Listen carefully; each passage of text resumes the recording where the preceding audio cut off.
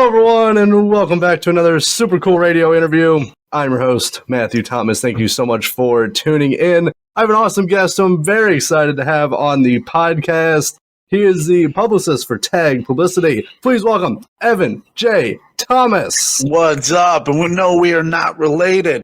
I was about to say that next. So there you go. I kind of cut you off before that. How you doing today, Matt? I'm doing fantastic. How's everything going for you? Going good. Getting over a cold, trying to live through it. Just pumping away, my man. Oh, I feel you. I just got over something a couple weeks ago. It's a lot of junk going around. Yeah, definitely. But before we really dive into Tag Publicity and yourself as well, so a fun question I've been asking my guests this season: what is one album that you would pick that everyone should listen to in their lifetime? Oh my God! You should have at least given me these questions beforehand, so I could look into it. Limp Bizkit $3 bill, y'all. Boom! Wow, I don't think many people would have said that one. Also, I would say any early Foo Fighters album, also Disturbed's original Down with the Sickness, and Pearl Jam 10. I mean, Pearl Jam 10 is probably easily one of my favorites. But the first one that came to my head was Limp Bizkit $3 bill, y'all. I don't know why, but it did. I can tell you that is you're the only person to pick Limp Bizkit, but I respect that. Love them. I still love them, even though they get a lot of shit. I don't care. You know what? Back in the late 90s, early 2000s, when you went to one of their shows, they put on banger after banger. So, I can't fault them for what they did.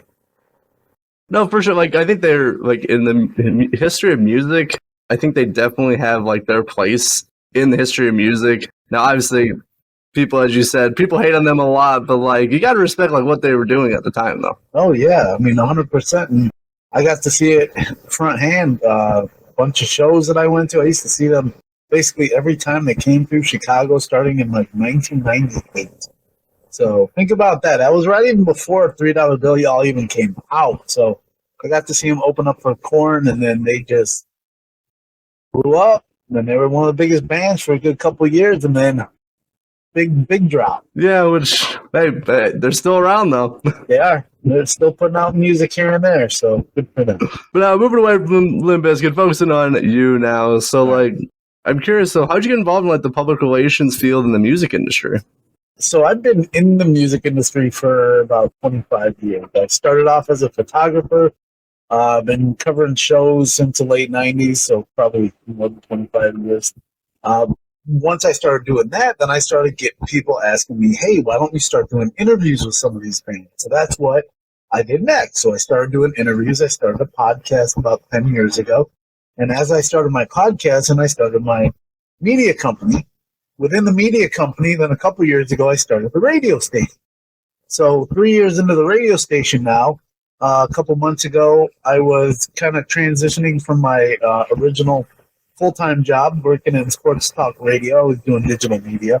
And a friend of mine, Tom George, who works at Tag Publicity, I reached out to him just to say, and all I wanted to ask was, hey, do you know anybody in the music industry that's hiring me? He goes, funny you ask that. I'm looking for somebody to kind of work with me. So he and I already had a working relationship for the last 10 years. And I'm like, well, this is perfect because we actually did stuff together about 7, 8 years ago. I worked with him for a couple months here and there. But full-time job got in the way, so unfortunately I didn't stick with it. Fast forward to November of last year, I jumped on. It was actually about 2 months ago today. It's almost my 2-month anniversary of being with Tag Publicity. But then, 3 weeks later, unfortunately, Tom passed away. So he had a heart attack walking into hospital. And ever since then, I've kind of been thrust into doing the day-to-day stuff with Tag. I was kind of already learning as I was going, but now I'm fully immersed into it. I'm kind of helping Tracy, and Tracy is taking the time out, to kind of deal with what she's doing. So I'm bringing back a whole bunch of new clients and some people that we used to work with. So bands like Fozzy and Lords of Acid. We got them pushing Veronica, Gemini Syndrome. So kind of been working with some really cool bands, and not only I but that I've been following for years. So that kind of helps out to do things too, and also bringing up the up and comers too. I just helped release new music from bands like Karma. They just released their first EP ever. A band called Gilsaw, who just released his first 2 songs ever. So anything from little to big, I have no problem working with, and I'm absolutely loving it because I've had the passion for it, and now I'm finally actually making it work for me, besides with what I was doing before. Oh, for sure. I've seen all the progress you've been making with Tag Publicity, and I was very sorry to hear about Tom, because I worked with him to set up one of my interviews with Raven Black, and he was great to work with. Oh, that's another band I'm working with. My bad. Yeah. My apologies for not throwing Raven Black. She's one of my biggest supporters, helping me out. She's even kind of walking me through things because I'm learning. I'm learning every day, and like I said, I never really did it until a couple months ago, and she's been a great help. So Raven Black, thank you for what you do too. So her and her band are just amazing people. Just so like some of the nicest people I've had the opportunity to work with. They're truly incredible, and not just in the music, just in general, amazing people. I agree 100%. Kind of going along with that, so I hear and I talk to people, and like some people are like, why do I need a publicist? So, like, I'm curious. So, from your side, like, what are the benefits of having a publicist? Thank you for asking this question. And I know you didn't do anything with me, so that's interesting that you actually asked this question, because I get asked that question a lot. What is it that I actually do? So, what I do is I'm the bridge between the media and the bands. So, when bands are putting out music, I'm the guy that writes the press releases. I'm the one that sets up all the interviews for tours and shows and the new releases. So I have to do my pitch with them, talk to the band, kind of get them to trust me, because since I've been doing this for 25 years, I have a really good reputation. Thank God, because I never pulled any of that bullshit that other people have done in the past. So I'm the one that has the contacts with the media. So I'm the one that builds the brands from other bands with the media through me. So I'm kind of like the mouthpiece of everything in between. And if bands know, it's not an easy thing out there to get noticed in how vast social media is. There's so much out there right now, so many platforms, so many ways to listen. And there are bands out there that want to move forward. There are also those bands that just want to release music, put it on iTunes, put it on YouTube, record a video, don't care about promoting it.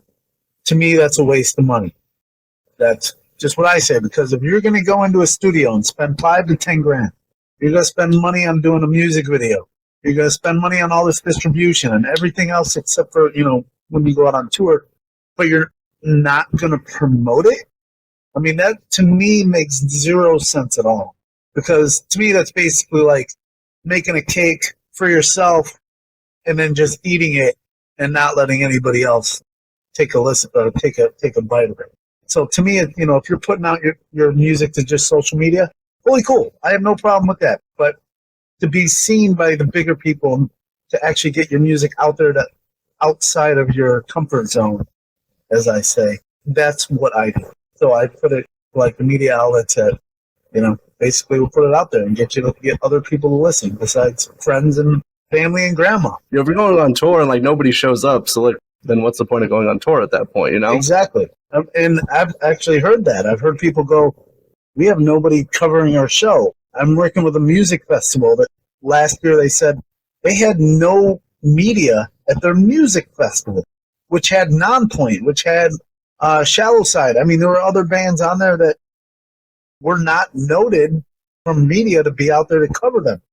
This year I'm working with them, and I'm kind of bringing media out there, so there's actually more coverage. So far, I've been kind of researching how many articles are out there that I basically sent to media outlets, and there's a good 35 to 40 across the country so far. That might sound low, but for some that might actually be a good thing. That's 30 to 40 more than what they already had. So that also then puts it out, those media outlets put it out to the people that listen to the music, and then those people buy the ticket. So think about how that kind of builds from that one email that is open, that is shared, that is put out there. So it's a process. It's a process that starts, and then it's a slow build. You're really not going to have too many overnight successes anymore. It doesn't really happen. And even bands like, Ice Nine Kills took them 8 to 10 years to get to where they are now. So just kind of looking at that. And Raven Black, like you were saying, they're building every day. They've been around for 20 years. So it's like it's one of those. Fozzy, been around for 25 years, started as a cover band. So, one of those things, it's like you have to build from something. You're not going to be an overnight success. I mean, this isn't The Voice. This isn't, America's Got Talent, shit like that. That's all fake crap anyway. Oh, no, exactly. And also, it requires work too. Like, yeah, I just said, nothing's like ever handed to you. It requires work. You got to put in the effort as well. Because like, if you don't care about the music, how do you expect other people to care? Exactly. And not only do I have to work social media, but I have to work the emails and this and that. And then I have to, not only once I put the original press release out there, I don't just sit there and wait. I will then a couple days later push it out again. Then I'll push it out to local media to where these bands are located, see if I get any pub that way. So it's like there's other things that I'm doing too. Obviously, the social media works. I do little videos here and there, kind of promoting stuff. So it's like it's a whole brand of things that I have to do, and as they call it, it's a marketing plan. It's something you have to plan to do. But it's also one of those things where I kind of just I'll wing it sometimes and just go. See what happens. I'll try something new, see if that works. Got to do different wording in your emails to kind of pop out, because if everything's, hey, new music from, people are going to be like, well. Exactly. And for some, I receive a lot of press releases each day. And obviously with, my podcast, I'm a one-man, production, so I can't get to, yeah, exactly. So very well, like I can't get to every email. So exactly. Every press release, it's sometimes I try to look as many as I can, but sometimes after a while it just feels very repetitive. Like, you're saying the same thing about this, this person saying the same thing about this. It's very hard nowadays, to stand out.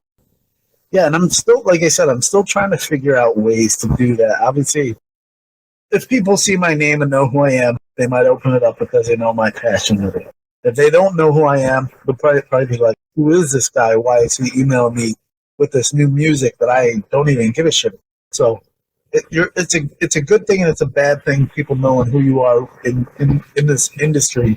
But this is why you have those relationships, because in getting those relationships then move forward with the bands. And then if people start seeing my email every day, they'll start opening it up and being like, okay, I've been working with these amazing fucking bands. We got to put them out there.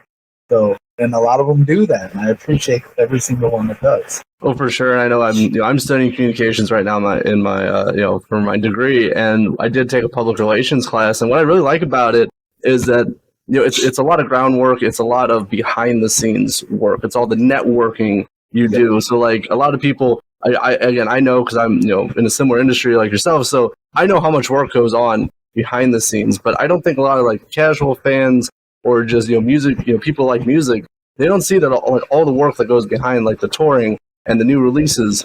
Like they don't see all of that. Yeah, and there's a band that I'm working with. They're doing a 1-week run in California, and they're like, "Well, we haven't been there in a few years. We don't even know if anybody's going to show up." I'm like, "Well, that's why you're working with me, because this way I could get a hold of the media, photographers in the area, because we have a database of people from everywhere. And luckily I have that, because that's kind of what I work off of, and then kind of push it out there and be like, hey, you want to come out and photograph a show? We can get you a free ticket. Boom, come on out, have some fun, see some awesome music, and get some amazing photos." I've seen all the progress you've been making, even just over the last few months. You've been killing it. Yeah, I mean, and like I said, it wasn't a situation I expected, obviously, with Tom passing away, but it was one of those where once it happened, it was basically, I'm either going to sink or swim. And literally the next morning after Tom passed away, I got a phone call from Fozzy's manager saying, hey, I know what's going on. I apologize. Sorry for everything that happened. Sorry for your loss. We have a press release due on Tuesday with you guys. Who's going to do it? I had no clue what was going on. So I'm like, okay, I guess that's me. So I basically had to jump into it and just kind of go. So far, for about a month and a half or 2 months now, had a great relationship with the band, and they hired me to do their tour at the end of April. So I'm going to be working with them on promoting that tour. Same thing happened basically with Lords of Acid. They went to put out the press release for Carla Harvey being the lead singer. the band manager did not really know who I was and didn't really trust what I can do. He was going to go with somebody else. That somebody else dropped the ball, and the night before, he ended up calling me back and saying, hey, we need this out tomorrow morning. Can you do it? I was actually on my way to Cincinnati from North Carolina. I'm like, when I get home, I will get it done. I will get it out for you in the morning. Completely did it. And it got hit up by like so many media outlets. You have Blabbermouth, you have Revolver Magazine, you have Loudwire. Anyone and everyone in the rock metal world got that media out there. And he was just ecstatic for what I did. And I'm like, and that basically was us in 12 hours. I'm like, no sleep. So, and Notre Dame playing a college football game that day. So, if people know me, they know my Notre Dame fandom. Oh, So, I know. I live like 10 minutes away from Notre Dame, so. there you go. So you understand. You understand. That was the day they played Georgia. So Okay. that was that game. And I think that was the one. Crap. Was that New Year's Eve? A couple days after that? I think it was the day after, yep. Yeah, because it got postponed because of the tourists. Yeah, I definitely get with all of that, and it's funny. I'm with the South Bend Cubs, who is the minor league affiliate here in the city, and we actually got to bring the mascots to one of the Notre Dame, game, not the game itself, but pre-game, and it's so much fun. I had such a great time doing that. It's like awesome opportunity, and I had a really great time. So, if anyone has not been to a Notre Dame game, definitely go. I've been to probably 70 now. I gotta say though, if you're over there in South Bend and you're over there by the South Bend Cubs, have you been to South Bend Brewworks Brewery? It's literally right around the corner. It is an amazing across place. The street. I'm not sure if you drink beer. They have amazing beer and amazing food, so check them out. I know that wasn't a paid thing there, so it was just one of those that you said you were in that area, and that's literally one of my favorite breweries to hit up. I have not been there yet. I actually I've been wanting to go for a while, but every time I've wanted to go with people, I'm either working or everyone drops on me. But I definitely want to go because it's almost across the street from. Yeah, it's you can see it from sitting at the bar if you're over there. You can see the building where the baseball stadium is. So I was like, exactly. oh shit, I didn't think it was that close, but it is. But yeah. Yep, it awesome is. Place. If you ever get a chance to get there, do it. And try the Irish red beer, by the way. That's awesome. I'm definitely gonna do that when I go there. I'm definitely gonna get one of those. But now, as we're starting to wrap up this interview, so I'm curious for you. So, what are the plans for Tag Publicity, going into 2025? Obviously, midway through February right now. So, what's the rest of the year looking like for you? To me, every day is a new channel. Like I said, I'm going to be working with a couple bands doing tours. So I have, like I said, Fozzy, Lords of Acid, Raven Black's going to be coming up. The new band I was just talking about doing the 1 week run in California is Counterpunch. They're a punk band somewhat out of Chicago. So I've known the lead singer Eric since 1998. So kind of a long time. So that's kind of how I'm doing things. And not only that, but the festival I mentioned earlier too is Rock Lansing, and that's in Lansing, Michigan. First time I ever pulled in a music festival to work with. I'm going to be setting up all the media. We're doing the event and just getting out what I can. So basically from now until September, I'm figuring I'm going to be pretty jam-packed. And not only that, but I'm also getting other bands, like I was saying earlier. I get the smaller bands, up-and-coming bands, just kind of releasing music here and there. I'm working with everybody, and all I'm looking to do is just kind of stay steady, get out to some shows, get out and travel. I know I'm going to be doing that. I'm going to be hitting up Nashville in April. I'm going to be seeing Jack White. My girlfriend and I got tickets to go see him. That'll be the second time seeing him. Go see if I could get out to some other little shows out there. But, yeah, basically the next up until May, I know it's going to be jam-packed with touring. Not me touring, me working with tours. And then putting out press releases probably weekly. But, yeah, that's the goal. The goal is just kind of, bring in new bands, bring in new clients to kind of work with. And I hate to call them clients, I call them friends because it seems like I get some sort of friend relationship with them once I start working with them. So I appreciate those people that let me do that. So. You got some great plans for 2025. I hope everything goes smoothly for you. You're going to be very busy this year, but it's better to be busy than not. So I agree. So before we wrap this up, so what are the best places to find Tag Publicity for everyone watching? Currently, it would be Facebook. That's where we have the most followers. I just started the new Instagram page about 2 weeks ago, and that is Tag Publicity PR. We have a website. Everything is on our link tree, which is in the bio of everything that we do. Also, I started our TikTok about a week ago, so that's kind of ramping up. Doesn't have a lot of followers yet. I'm doing stupid little videos here and there, like I was saying, doing the 1 minute Tag Publicity music news where I kind of update people on what's going on with Tag and just maybe a little couple tidbits or whatever, and rock and metal music as the days go. So I'm not doing it every day because there's not really something to say every day that I need to say, so I kind of pick and choose the days that I do it. Yeah, that's where you can find us. You can find us all over there. And me directly, you could go on Evan J. Thomas. You could check out photography. You could check out my radio station, Badass Radio Network, and then my PR stuff. I'm everywhere. If you just Google search Evan J. Thomas, it says it right there on the screen. You'll be able to find me all over. I will also leave some links for Evan and Tag Publicity in the description of this podcast. Please and support them. For Evan J. Thomas and Tag Publicity, I'm your host always, Matthew Thomas. Thank you so much for watching this episode of Super Cool Radio. And remember, stay frosty. Thanks, sir.